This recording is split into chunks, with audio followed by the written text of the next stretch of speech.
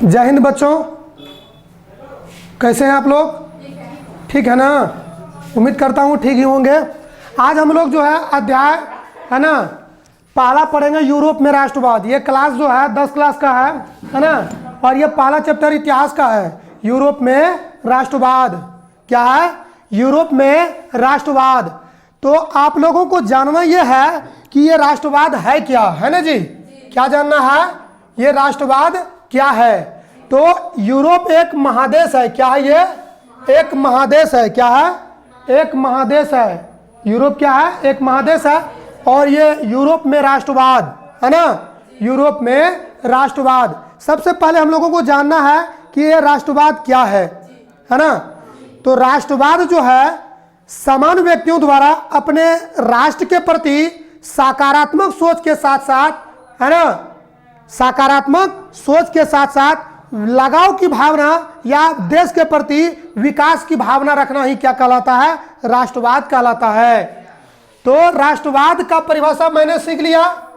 तो राष्ट्रवाद का परिभाषा क्या है? सामान्य व्यक्तियों द्वारा अपने राष्ट्र के प्रति सकारात्मक सोच के साथ साथ लगाव की भावना रखना क्या कहलाता है?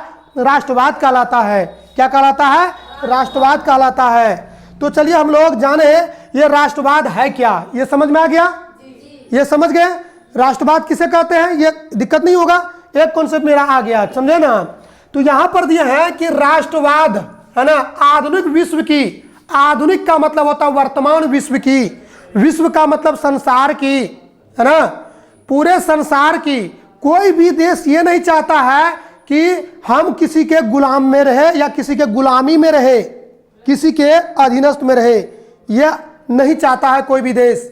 लेकिन हमारे देश में भी लगभग जो है अंग्रेजों ने 200 वर्षों तक क्या किया?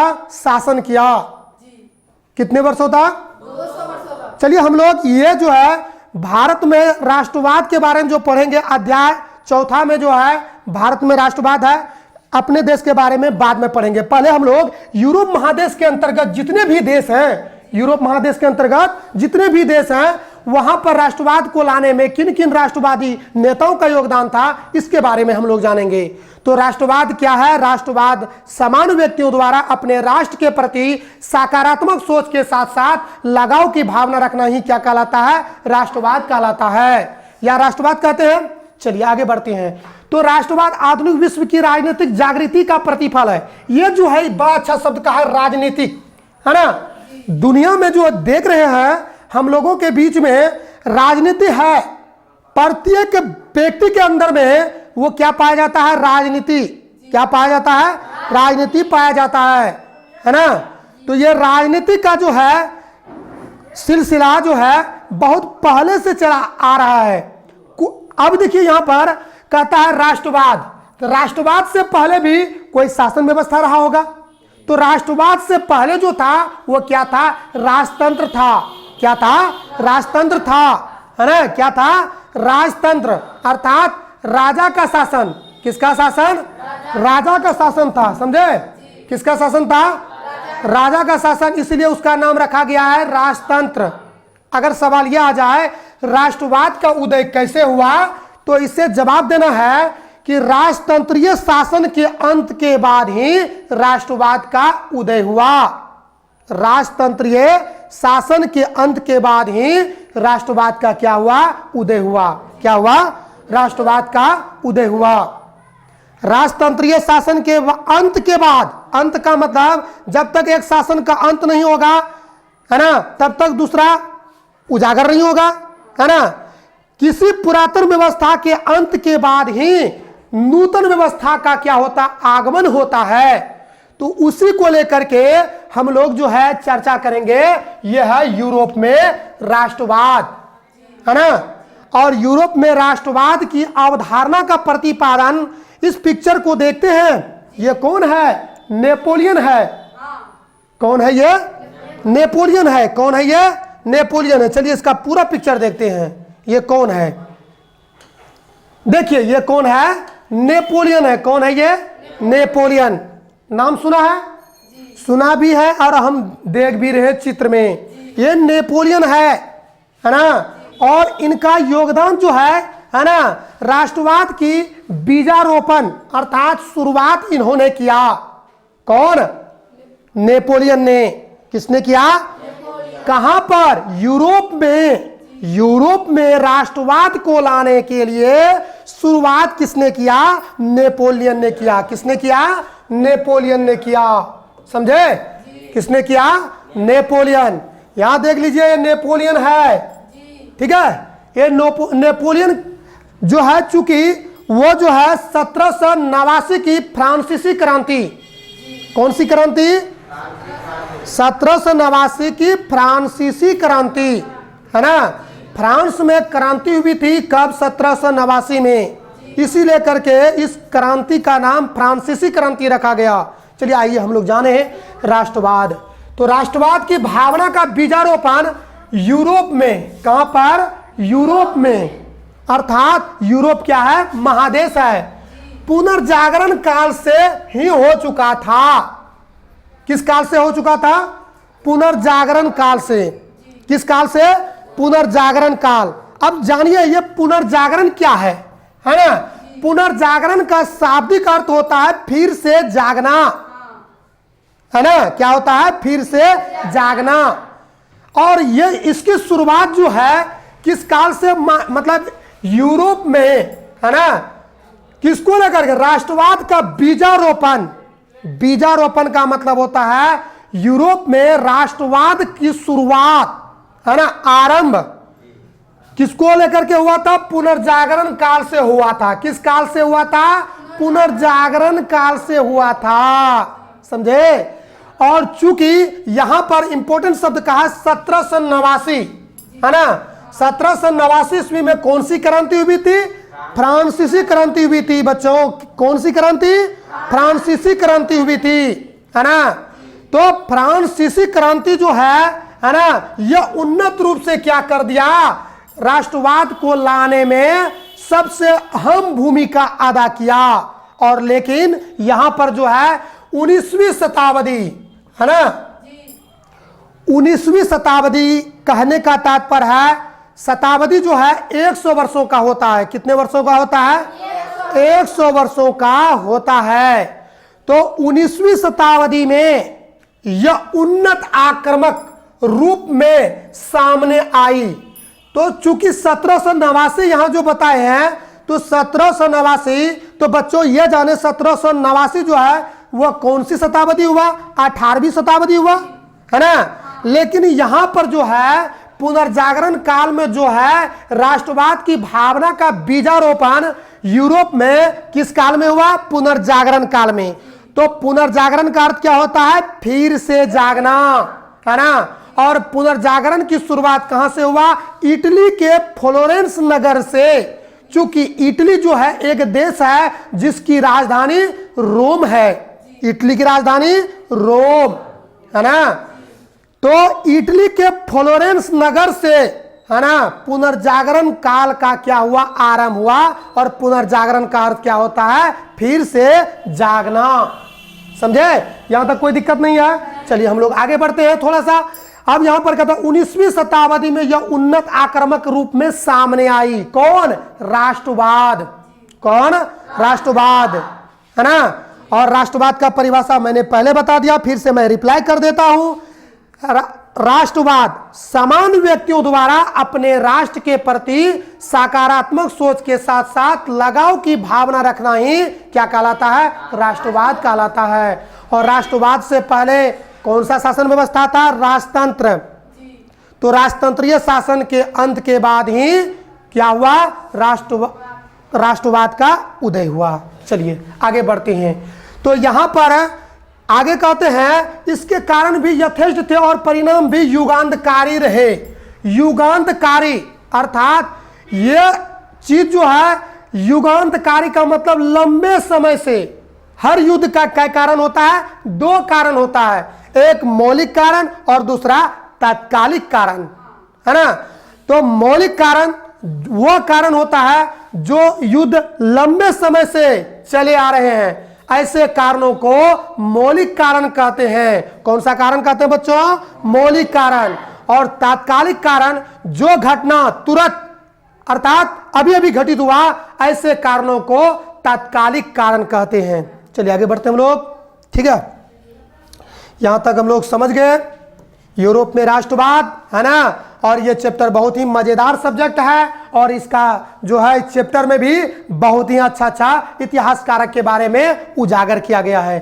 तो आइए हम लोग जाने, यहां पर अब आगे कहता है राष्ट्रवाद में, है ना, राष्ट्रवाद को लाने में नेपोलियन का क्या योगदान रहा। सवाल आता है, तो राष्ट्रवाद को लाने में नेपोलियन का अहम भूमिका रहा। इसके बारे में इस अध्याय में हम लोग क्या करेंगे, पढ़ेंगे। आइए जानते हैं, यूरोप में राष्ट्रीयता की भावना के विकास में फ्रांस की राज्य क्रांति, कौन सी क्रांति, राज्य क्रांति। राज्य क्रांति का मतलब होता है राजा का शासन, है ना, वो राज्य क्रांति के बारे में चर्चा कर रहे हैं। तो यहां पर राज्य क्रांति के तत्पश्चात नेपोलियन के आक्रमणों ने, है ना, जब आक्रमण किया, है ना, तो उन्होंने महत्वपूर्ण योगदान दिया। किस क्रांति ने, फ्रांसीसी क्रांति ने, है ना। तो फ्रांसीसी क्रांति में नेपोलियन का, है ना, सबसे अहम योगदान रहा यूरोप में राष्ट्रवाद को लाने में। चलिए आगे बढ़ते हैं। यहां पर इस क्रांति ने, फ्रांसीसी क्रांति ने राजनीति को, है ना, अभिजातीय वर्गीय परिवेश से बाहर कर उसे अखबारों और सड़कों और सर्वसाधारण की वस्तु बना दिया। कहने का मतलब यह है कि राष्ट्रवाद को लाने में नेपोलियन ने फ्रांसीसी क्रांति के माध्यम से उसे क्या किया, उन्होंने, है ना, अखबारों, जनसाधारण, यहां तक कि ये जो है अभिजातीय वर्गों को, जो कि जातिवाद की भावना को लेकर लोग चलते हैं, अगर जातिवाद को लेकर हम लोग चलेंगे तो हमारा देश का भला नहीं हो सकता है, हमारे देश का विकास नहीं हो सकता है। किसी भी देश की आर्थिक स्थिति ही उस देश की क्या होती है, शक्ति होती है। और याद रखिएगा, एकता में क्या होती है, बल होती है ना। तो उसी प्रकार यहां पर, है ना, सर्वसाधारण की वस्तु बना दिया। यूरोप के कई राज्यों में नेपोलियन के अभियानों द्वारा नवयुग का संदेश पहुंचा। नवयुग का मतलब बच्चों नया युग, है ना। पुरातन व्यवस्था के अंत के बाद ही क्या हुआ, नवीन व्यवस्था का शुरुआत हुआ, है ना। तो इस लेकर के जब नेपोलियन ने, है ना, अपने अभियान चलाया, है ना, उन्होंने अपना नेतृत्व किया, तो उन्होंने क्या किया, नेतृत्व के द्वारा वह नए युग का क्या किया, संदेश पहुंचाया।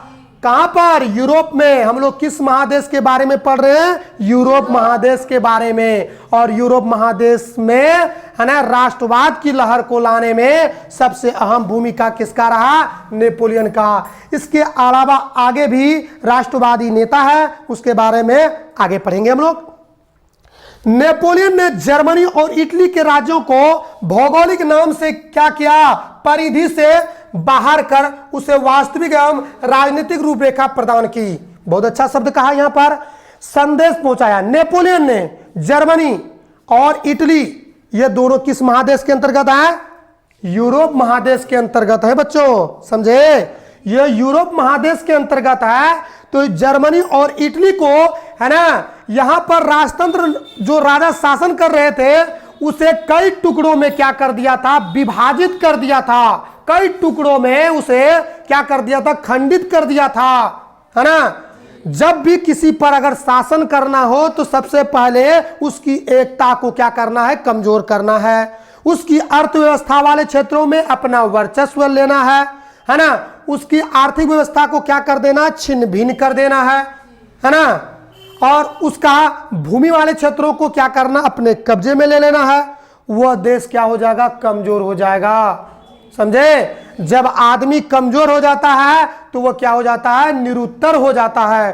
ठीक उसी प्रकार देश की आर्थिक व्यवस्था को अगर यदि, है ना, अगर खराब हो गया तो वह देश का कभी भला नहीं हो सकता है। उसी प्रकार, है ना, यहां पर जो है यूरोप के कुछ शासकों ने यूरोप में कुछ, है ना, राजनेताओं ने मिलकर के क्या किया, वह नहीं चाहता था कि राष्ट्रवाद की अवधारणा का क्या हो, शुरुआत हो। लेकिन चूंकि नेपोलियन जो है वो अपने युद्धों के द्वारा, अपने अभियानों के द्वारा, है ना, वो क्या किया, राष्ट्रवाद को लाने का काम किया, समझे।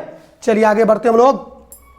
इटली और जर्मनी का एकीकरण, है ना, एकीकरण का मतलब हो जाता है जर्मनी और इटली, हम पहले भी बताए जर्मनी और इटली कई राज्यों में, कई गणराज्यों में क्या है था, विभक्त कर दिया गया था, समझे। और कई राज्यों और कई गणराज्यों में जब विभक्त कर दिया था, तो जब राष्ट्रवाद की अवधारणा की शुरुआत हुई तो इटली और जर्मनी को क्या कर दिया गया, एकीकरण कर दिया गया। एकीकरण का मतलब होता है जर्मनी का जितना भी खंडित वाला राज था सबको एक जगह इकट्ठा किया गया। उसी प्रकार इटली में भी, है ना, इटली को भी क्या किया गया, एकीकरण करके, है ना, इसका मार्ग को क्या कर दिया, प्रस्त कर दिया। प्रस्त करना मतलब खोल दिया, है ना, मार्ग खुल गया। किसको, यूरोप में राष्ट्रवाद को, है ना, यूरोप महादेश के अंतर्गत ये जर्मनी, इटली, फ्रांस, है ना, ये सब जो है देश किसके अंतर्गत है, यूरोप महादेश के अंतर्गत। वैसे महादेश कितने हैं, 7 महादेश हैं। कितने महादेश हैं, 7 महादेश हैं। एशिया महादेश, यूरोप महादेश, अफ्रीका महादेश, उत्तरी अमेरिका महादेश, दक्षिणी अमेरिका महादेश, अंटार्कटिका महादेश, और सबसे छोटा महादेश है वो है ऑस्ट्रेलिया महादेश। ऑस्ट्रेलिया महादेश एक ऐसा महादेश है जो देश भी है ना। चलिए आगे बढ़ते हम लोग। अब देखो दूसरी तरफ नेपोलियन की नीतियों के कारण फ्रांसीसी प्रभुत्ता और आधिपत्य के विरुद्ध यूरोप में, है ना, देशभक्तिपूर्ण विक्षोभ भी जगा। देखो देशभक्ति, बहुत से ऐसे लोग होते हैं जो हमारे देश में देशभक्त होते हैं। जैसे उदाहरण के लिए हम अपना देश के बारे में बताएंगे तो अपने देश में देशभक्त कौन कौन हुए बच्चों, तो हमारे देश में देशभक्ति के लिए जो अपनी प्राणों की क्या कर दी, निछावर कर दी, है ना। भगत सिंह, बटेश्वर दत्त, महात्मा गांधी, सुभाष चंद्र बोस, पंडित जवाहरलाल नेहरू, डॉक्टर राजेंद्र प्रसाद, ये सब जो है हमारे देश के अर्थात भारत के राष्ट्रवादी नेता थे। कौन से नेता थे, राष्ट्रवादी नेता थे। चलिए हम लोग भारत में राष्ट्रवाद नहीं पढ़ रहे, अभी हम लोग कौन सा चैप्टर पढ़ रहे हैं, यूरोप में राष्ट्रवाद, और ये अध्याय पहला चल रहा है और ये 10वीं का क्या है, इतिहास का पहला चैप्टर है यूरोप में राष्ट्रवाद। चलिए आगे बढ़ते हैं। नेपोलियन के पतन के बाद यूरोप की विजयी शक्तियां ऑस्ट्रिया की राजधानी वियना में एक सम्मेलन का आयोजन किया गया था, है ना।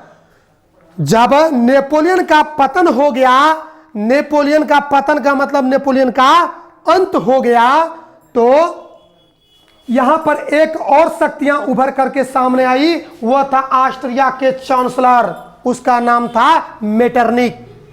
कौन था, मेटरनिक, जो घोर प्रतिक्रियावादी यूरोपीय गणतांत्रिक विचारों का वो क्या था, कूटनीतिज्ञ था। वो नहीं चाहते थे कि यूरोप में राष्ट्रवाद की अवधारणा प्रकट हो, वो पुरातन व्यवस्था को स्थापित करना चाहते थे, समझे। इस लेकर के यहां पर एक सवाल और आ जाता आप लोगों के बीच में, बहुत ही इंपॉर्टेंट सवाल है कि अगर सवाल पूछा जाए नेपोलियन युग का अंत कैसे हुआ, तो यहां पर जवाब देना है मेटरनिक युग के आगमन के साथ ही, मेटरनिक युग के आगमन के साथ ही, है ना, नेपोलियन युग का क्या हो गया, अंत हो गया। क्या हो गया, अंत हो गया, समझे। इस लेकर के यहां पर ऑस्ट्रिया की राजधानी बच्चों कहां है, वियना। ऑस्ट्रिया की राजधानी वियना। और यहां पर 1815 में एक सम्मेलन का आयोजन किया गया था। सवाल है वियना सम्मेलन कब हुआ, तो 1815 में। और वियना सम्मेलन की मेजबानी किसने किया था, वो ऑस्ट्रिया के चांसलर मेटरनिक ने। किसने किया था, ऑस्ट्रिया के चांसलर मेटरनिक ने, समझे। तो वियना सम्मेलन क्या है, 1815 में, है ना, ऑस्ट्रिया के चांसलर ने, है ना, ऑस्ट्रिया की राजधानी में एक सम्मेलन का आयोजन किया था। इसी सम्मेलन को क्या कहते हैं, वियना सम्मेलन कहते हैं बच्चों, समझ में आ गया। चलिए आगे बढ़ते हैं हम लोग। जिनका उद्देश्य, अब देखो वियना सम्मेलन का मुख्य उद्देश्य क्या था, सवाल बन जाता है। तो वियना सम्मेलन का मुख्य उद्देश्य था यूरोप में पुनः उसी व्यवस्था को स्थापित करना था जिसे नेपोलियन के युद्धों ने और विजयों ने अस्त व्यस्त कर दिया था। कहने का तात्पर्य है, नेपोलियन जो युग शुरू किया था, नेपोलियन जो शासन व्यवस्था को लागू किया था, उसके को क्या करना था? अंत करना था। यही इसका उद्देश्य था। वियना सम्मेलन का मुख्य उद्देश्य क्या था? कि नेपोलियन जो काम किया था उस काम को क्या करना है? समाप्त करना है। इसी मुद्दे को लेकर के यही एक उद्देश्य था। क्या? तो यूरोप में पुनः उसी शासन व्यवस्था को स्थापित करना था जिसे नेपोलियन के युद्धों ने क्या किया था? नेपोलियन के अभियानों ने, है ना, मेटरनिक युग को क्या कर दिया था? अंत कर दिया था। कभी कभी सवाल आता है, मेटरनिक युग का अंत कैसे हुआ? तो नेपोलियन युग के आगमन के साथ ही मेटरनिक युग का क्या हो गया? अंत हो गया, है ना।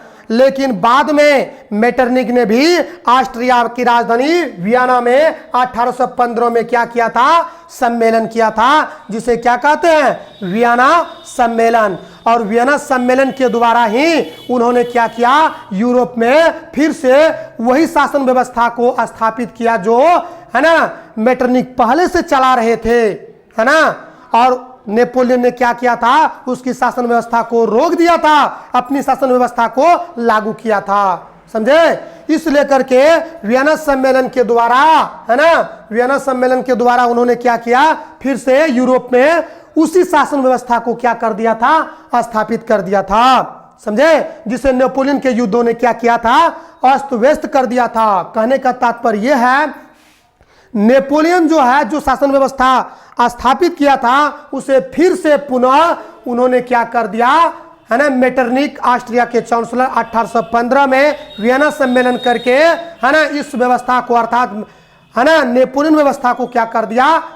अंत कर दिया। और फिर से वो उन्होंने क्या किया? पुरातन व्यवस्था को लागू किया। समझे? आज जो है, आज का वीडियो यहीं तक रहेगा। ठीक है बच्चों, फिर हम लोग कल मिलेंगे, है ना। चलिए, ठीक है।